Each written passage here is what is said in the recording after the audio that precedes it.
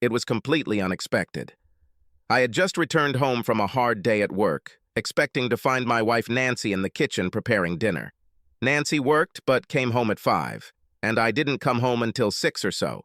She cooked the food, we ate, talked about our day, watched TV, and then went to bed, where, most nights, anyway, we made love. I walked into the apartment to find Nancy sitting on the couch with John Marcus. John was a lawyer at the firm of Dewey, Cheatham and Howe, where Nancy worked as a secretary. They held hands. Before I could ask what the hell was going on, Nancy said, "Sit down, Roy. We need to talk." "What about, Nancy? And why are you holding hands with your boss?" "This is what we need to talk about, Roy. Please sit down. I'd better stand." She looked at John. He nodded his head, and Nancy said, "It's not easy to say this, but the fact is that John and I fell in love, and I'm going to divorce you and marry John. John took care of all the paperwork, and all you have to do is sign it. I don't ask for anything, just my clothes, jewelry, and everything. Just sign, and it'll be over in 90 days. John took some papers that were lying next to him on the sofa, stood up and walked over to me, saying, "Roy Dalton, you have..." And that was all he managed to do before my right foot hit him right in the crotch. He dropped the papers he was holding in his hands and bent at the waist, reached for the bruise with his hands, leaned over, and I punched him in the jaw as hard as I could. He fell to the floor. "You pathetic piece of shit," I yelled, kicking him again. "It doesn't matter if she came for you or you followed her. You knew she was married." While all this was happening, Nancy sat in shock, too stunned to even scream. I left John on the floor, crying and holding his crotch, and pulled Nancy off the couch and dragged her into the bedroom. She tried to run away from me with tears. "Let me go! Let me go, damn you!" I pushed her face down on the bed, burying her face in the pillow, and sat on her back, tearing the sheet. Using a torn sheet, I tied up Nancy and gagged her, and then went into the living room, grabbed John by the collar and dragged him into the bedroom, threw him on the bed, tied him up, and gagged him too. I stood and looked at them, and then started laughing. "How about this? Lovers are in bed together, and the husband stands and watches. Is this perversion or what?" While they lay there watching, I cleared the dresser and closet of my things and packed them away. I took a photo of the lovebirds with my cell phone and then said, "You're not going anywhere, do you hear?" I left them and then hurriedly took everything I wanted and could from the apartment and loaded it all into my truck. I'll come back later for more important things. I went back to the bedroom, grabbed all the things I had packed and took them to the truck. Returning to the apartment, I emptied Nancy's purse, taking all her money and credit cards, and then made a final visit to the bedroom. I stood there and watched them struggle to free themselves. After a minute or so, I said, "When I get to the city limit sign, I'll call someone to save you. If I'm lucky, I'll never see any of you again. On the other hand, maybe I'll wait until I'm 1,000 miles away to call. Once you are free, you will only have to wait a year before you can divorce me for leaving you. Take care of yourself now, do you hear? Snuggle up to him and enjoy the time spent in your arms." Then I left and left them there. As I walked down the road, I asked myself why I was such a cruel asshole. I understood why. If Nancy came to me and told me she wanted a divorce because she fell in love with another man, I wouldn't like it. But I would accept the fact that she didn't want to be with me. I could ask what I did to push her away, or what she thought I was lacking. But I would just let her go. But confronting me in my own home with her lover holding her hand and saying straight to my face, "Here are the papers, sign them," was too brazen for me to let go. I expected dinner to be ready for me when I got home, and as this was not the case, I went to the Village Inn and had dinner. As I ate my dinner, I wondered why, if she was in love with her boss, she had sex with me until today's encounter in our living room. I will probably never know the answer to this question. I finished my apple pie and then called Julie, Nancy's sister. I told her that I had left her sister and her lover tied up in the bedroom of our apartment, and then I hung up before she could ask me any questions. I hope my 1,000 miles away will make them think I'm leaving town and they won't bother looking. In fact, I was just planning to move to the other side of town. I left the restaurant and checked into the Quality Inn, then called my boss at home. I explained the situation, agreed to take the next 2 days off, and then asked him to tell Nancy if she called him that. I showed up for work and quit without notice, muttered something about Florida, and left.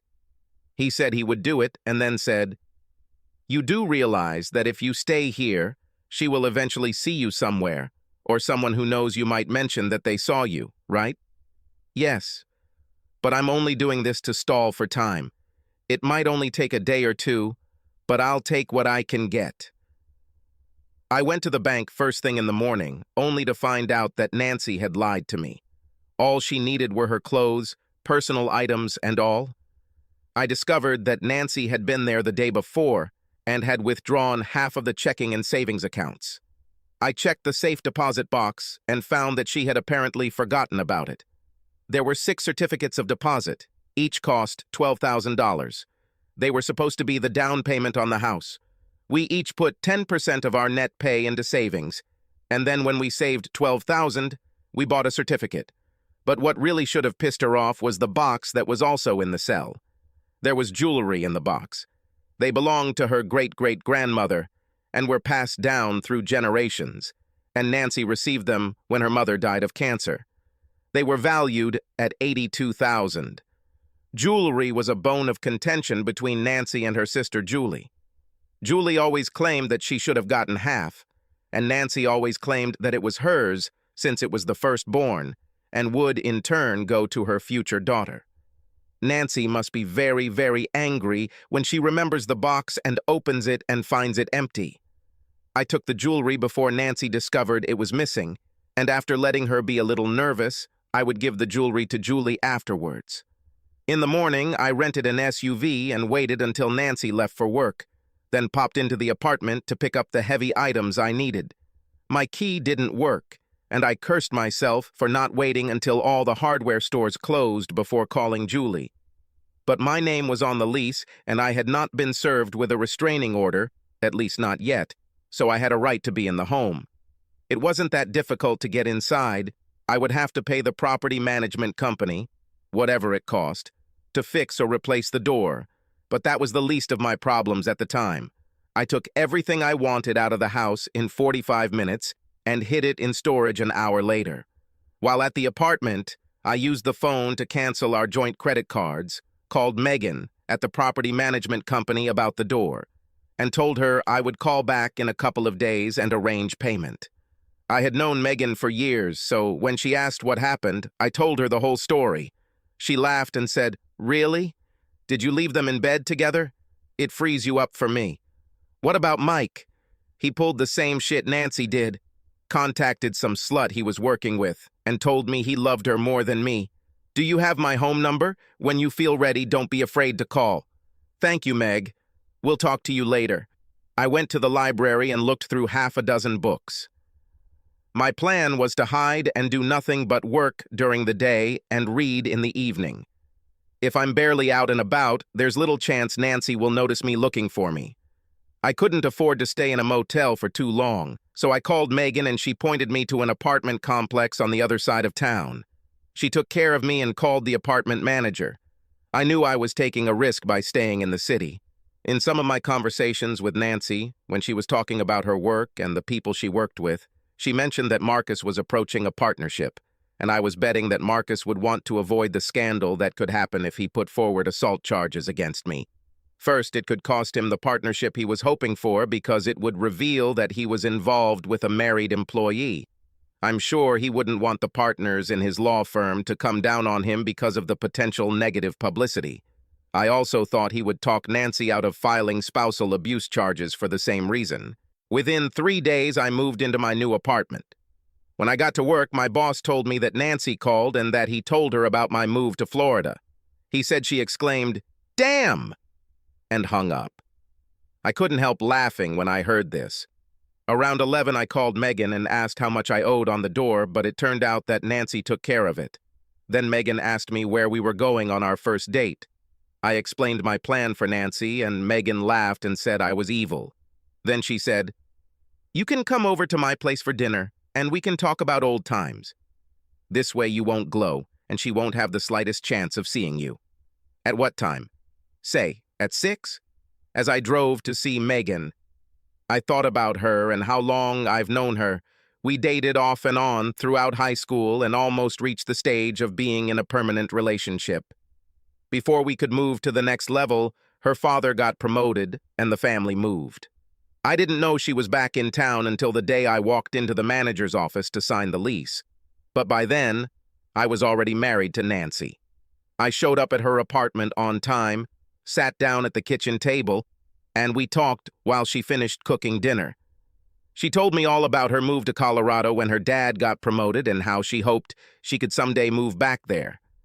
I asked her why she didn't just stay there if that's what she wanted. She told me that her father died in a work accident and her mother returned here. She was a loser and she needed me, so I came back with her. She's doing better now, but I can't afford to go to Colorado yet. I'm saving money, so maybe someday I'll be able to take this step. She wanted full information about Nancy, and I told her. She laughed and said that I should have photographed them, framed them, and hung them on the wall with the caption, "Doves resting after a hard day." I laughed and told her I took a photo of it on my cell phone right before I left.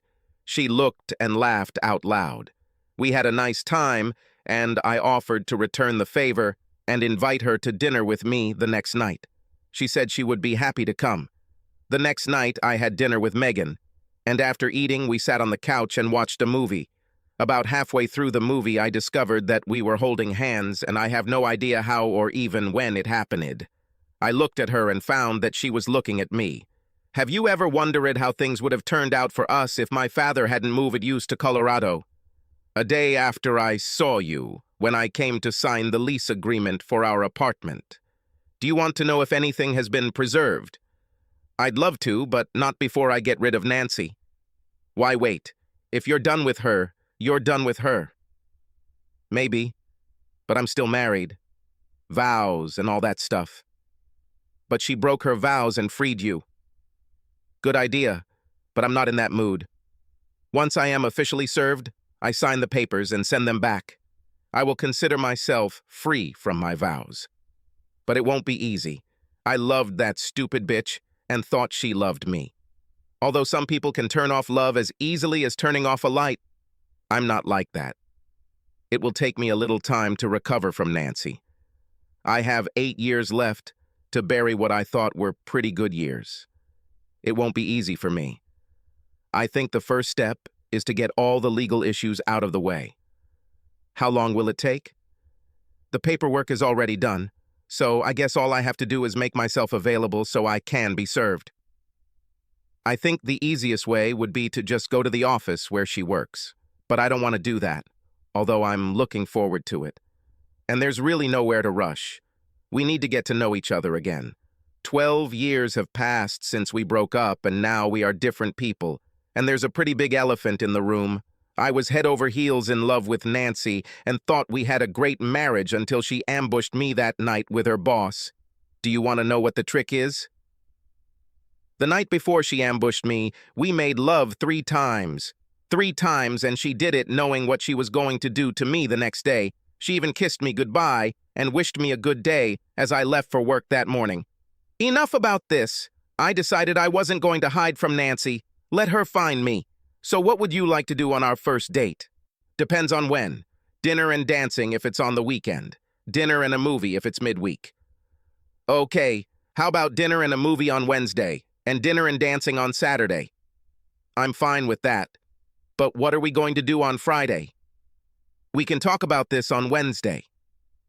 No, let's get this out of the way right now. How about dinner at my place on Friday? Isn't it too much for me to put myself through such a test in such a short period of time?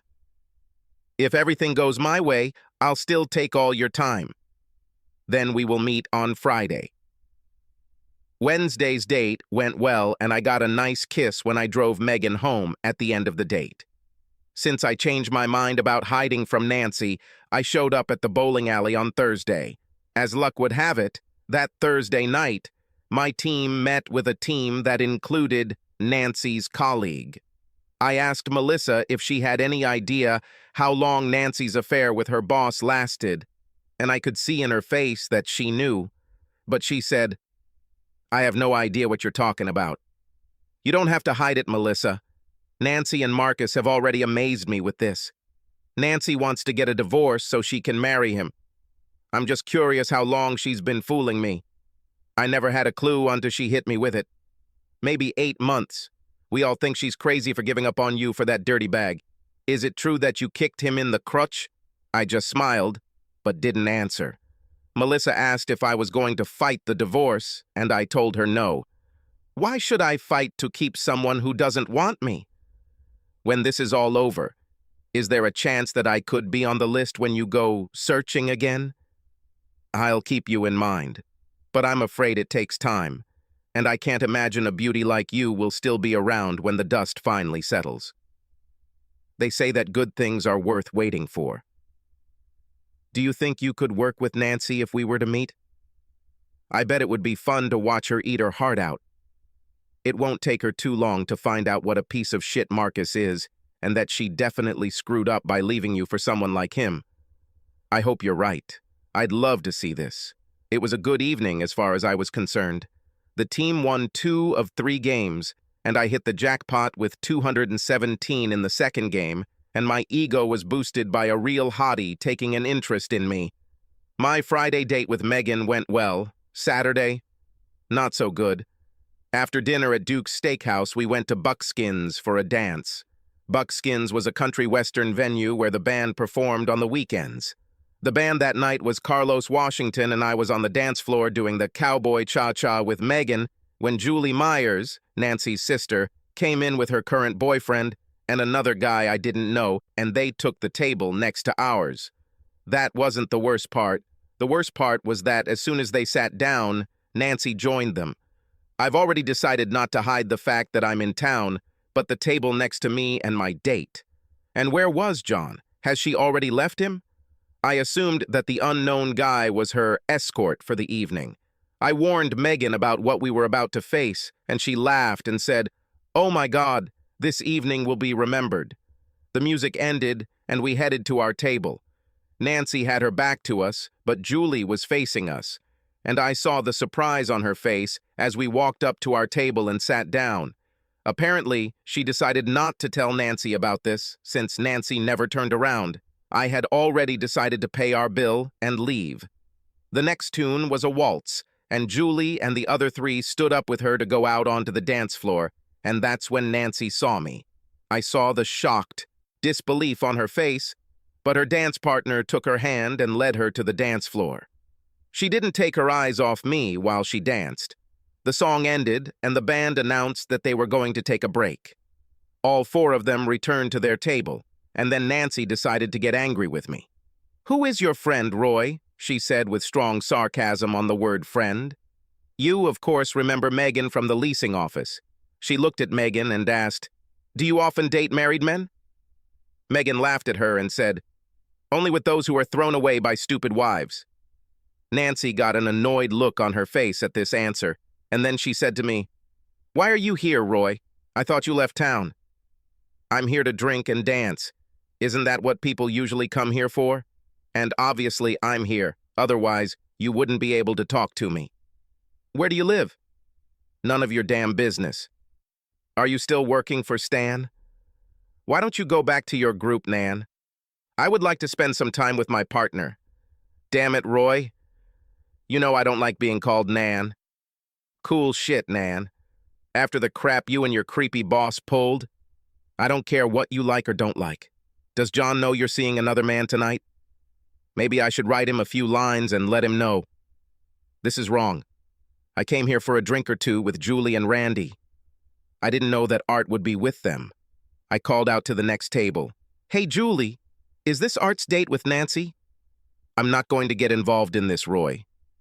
The fact that Julie doesn't support your story tells me everything I need to know." "Damn it, Roy, I'm not crazy." At this point, Megan said, "If you don't want to participate in a hair-pulling contest with me, you need to leave me and my boyfriend. Now." Nancy gave us an angry look and returned to her seat. Megan smiled at me and said, "I haven't had this much fun in a long time." The band came back and we went back to the dance floor and did 2 dances, and when we sat down at the table, Julie and her band were gone. Megan asked, "Are you really thinking about telling her lawyer boyfriend about her and that artist guy?" "No. If she cheats on him, he deserves it, since he himself is a cheater. I mean, he did cheat, right? If, like she said, they just happened to be here, I'll let her think and sweat that someday I'll just tell him about it to cause friction between them. Maybe get him thinking about that old, once a cheater, always a cheater." "You really have a deliciously evil mind, don't you?" I just smiled. I received a very hot kiss when I took her home. As we drove, I wondered if something lasting could work out with Megan. We did have something in high school, but was it more than just puppy love? The next day I called Julie and asked her to meet me at Bad's after I got off work. "I told you I don't want to get involved, Roy." "I don't need you to interfere, Julie. I need to talk to you about something other than my current relationship with your sister." "Okay, but no talk about Nancy and what you two are going through, or I'll get up and leave." Accepted. I got to Bud's before Julie, and decided the best way to handle the situation was to just hand her the jewelry box and leave. This way I won't have to mention Nancy and cause Julie to run away. Julie came in, looked around, saw me, and came over to join me. Knowing her usual drink, I already put it on the table. She sat up, noticed the drink, took it, took a sip, and then said, "Okay, Roy, what's the matter?" I placed the box on the table in front of her. "What is this?" "Open it." She took another sip and opened the box. I saw the look on her face when she realized what was in front of her. She reached out her hand, took out a diamond necklace, and looking at it said, "My mother let me wear it when I played dress-up as a child." "Where did you find him?" I explained how I got it and said, "I know you always felt like you should get half when your mom died. Now you have it all. What you do is up to you. You can keep half of it for yourself and give the other half to your sister, or you can keep it all for yourself. You may or may not tell your sister. When she finally remembers the safe and finds it empty, she will come to me and I will tell her that I pawned the jewelry. Why didn't you pawn them?" "I couldn't do it, Julie. They're family heirlooms, and even pawning them to spite Nancy would be the same as stealing them from you, and you've always been kind to me, so I just couldn't do that. To tell you the truth, Roy, I always regretted that I didn't get to you before Nancy." She put the necklace back and said, "You'll never know how much I appreciate it, Roy. Stay in touch, Roy." And then she left. The very next day, Nancy showed up where I was working. She came up to me and said, "Where are my jewelry? How did you know I was here?" "When I found out that you didn't leave town, I thought that you would be here. Where is my jewelry?" "I got rid of them." "Did you get rid of them?" "They were mine, Roy. You had no right to take them." "Of course I did it. The money I got when I pawned it covered the money you withdrew from our accounts." "Money from our accounts? Wait, have you pawned the jewelry?" To her. "Damn you, Roy. You had no right. You lied to me. You told me that all you want from our marriage are your personal things, like clothes, jewelry, and everything. No mention of money. Horseshit, Roy. You should have known without me saying that I should get my share of the money. You never know what I should have known, Nancy. For example, that my wife was a cheater, a traitor. But I didn't know that. And you didn't just take your share. At most, you were entitled to half, but you took more than half. I didn't do it. There were $15,600.12, and you took $7,850. That's $49.94 is more than half. I pawned your jewelry for that $49.94, and that makes us even. $49.94? My God, Roy, these jewels are worth over $60,000. What are you saying? Well, my loss. I'll tell you what. The receipt says you have 60 days to buy it back. In fact, there are only 51 days left, but I will make a deal with you. I'll sell you a pawn shop receipt for $10,000. Where will I get so much money? Ask your new man. Maybe he'll give it to you. How about I just call the police and tell them you stole my jewelry? Go for it. Do you have anything to indicate there was any jewelry in the safe? Do you even have documents showing that you had jewelry? Just get the hell out of here, Nancy. This is not the end, Roy. Get the hell out of here or I'll call the police. I'll turn you in for attacking me and John. Do that, and I'll sue John for alienation of affection and the law firm for not following its employment policies and allowing the relationship between the boss, John, and someone he controls to develop, involving you.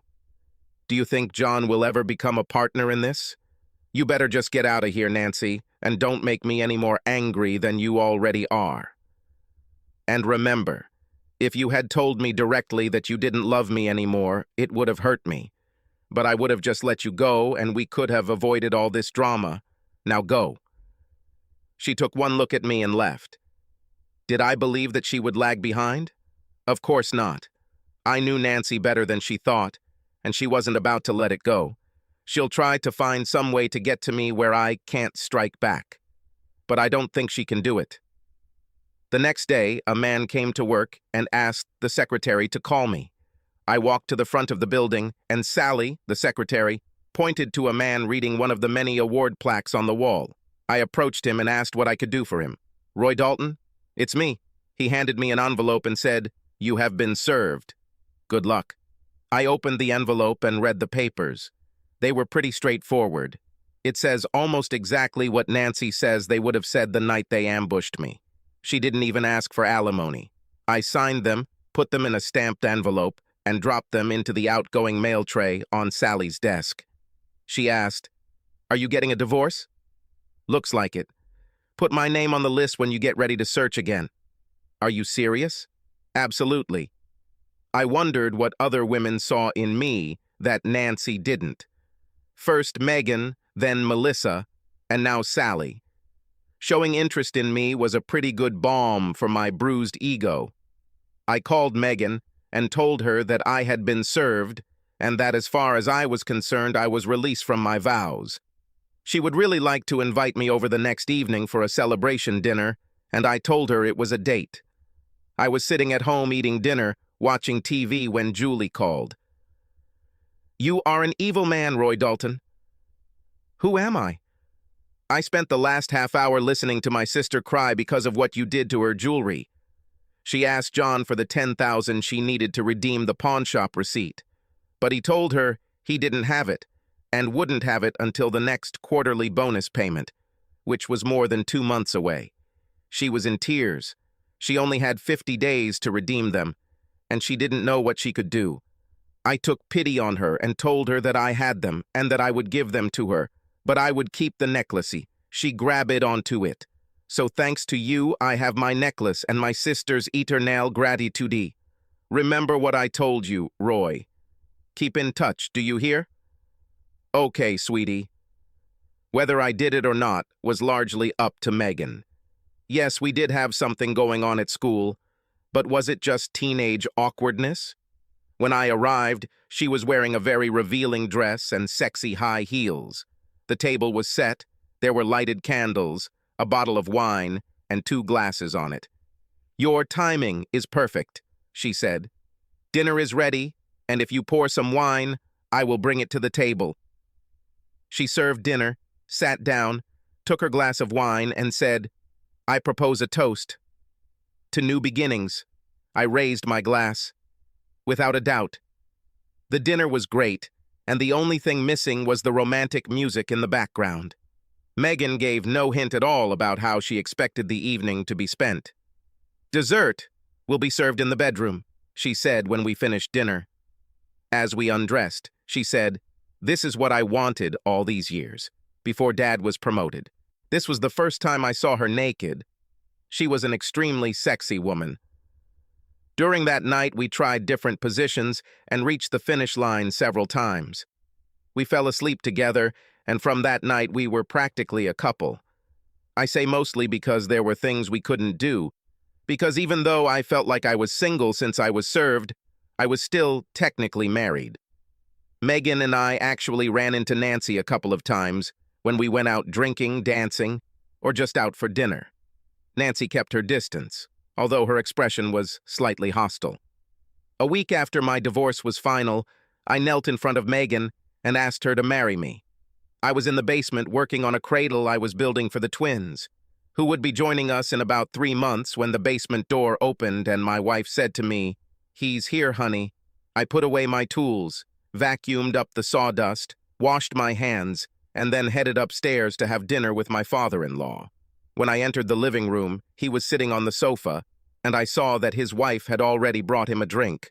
I joined him, and my sweetheart brought me a beer, sat on my lap and sipped her margarita while we talked, waiting for the turkey to ripen. The conversation was mostly about the upcoming arrival of twins, whether we had already chosen names and why we had been so stubborn in refusing to find out the gender of these two before they were born. And then, as it always, and I really mean always, happened, the elephant in the room was revealed. This time, it was my father-in-law who spoke about it. "Have you heard anything about your sister lately?" "No, and you?" "No, I'm just wondering what's going on." "I'm not going to find out anything. I'll talk to her if she calls, but I won't call her. All I know is what she told me the last time she called. She left him because of his constant cheating and is going to divorce him. Roy always maintained that one of them would cheat within a year of marriage. My father-in-law looked at me, and I just shrugged. I stroked her baby bump and said, "It doesn't matter to me because I won. I'm holding you." My father-in-law looked at me and shook his head. "I got more beer bought for me at the lodge because of you two. I'm probably the only father in the state who has a son-in-law who married both of my daughters. I don't understand, and it's probably better not to understand how you went from Nancy to Julie." "Julie?" "Oh, yes. I think I missed this part. When I proposed to Megan, she said no. It wasn't as straightforward, but it was still a no. She said she really likes me and likes what we do, but she doesn't like me. I was disappointed, but not too upset. In the end, I realized that I had done everything that depended on me with Megan. We had something going on at school, so it had to start from there. Right? But it hasn't started. And this is probably not accidental. Anyway, I got over it. For the next 2 months, maybe twice a week, I went to a bar like Buckskin's that had music you could dance to. One evening, I was at the Stagecoach Inn, and the band was Jimmy Little and the Animal Farm Band. I saw Julie Myers come in and take a seat at the bar. The dance ended, I returned to my table, and before I could sit down, Julie came up and asked if she could join me. I invited her to sit down. She sat down and asked why I didn't call. "Why did I need to call you? I thought I made it clear when I told you that I wanted to get to you before Nancy. I emphasized this when I asked you to keep in touch." "Yes, and if I did that and we got together, how would you be able to stay on decent terms with your sister?" "What about your father? Can you imagine how he greets me?" "I don't live my life to please Nancy or my father. Nancy had her chance and missed it, so she can't stop me from getting what she threw away. As for Dad, he can either be happy for me or end it. Now, to begin your courtship of me, I think you should ask me to dance." Nancy was unhappy, and Julie told her to fuck off. The surprise was her father. "I'm glad we can keep you in the family." That's what he said when Julia took me to his house for dinner one Sunday. 6 months after meeting at Stagecoach, I proposed. Julie said yes, and 3 months later we were married. 8 months after that, I was told I was going to be a dad, and 3 months later I found out I was going to be a dad to twins. Am I happy? Still would. Subscribe to our channel so that your second chaff doesn't cheat on you, and go ahead and listen to the next story, because this story is nothing compared to the next one.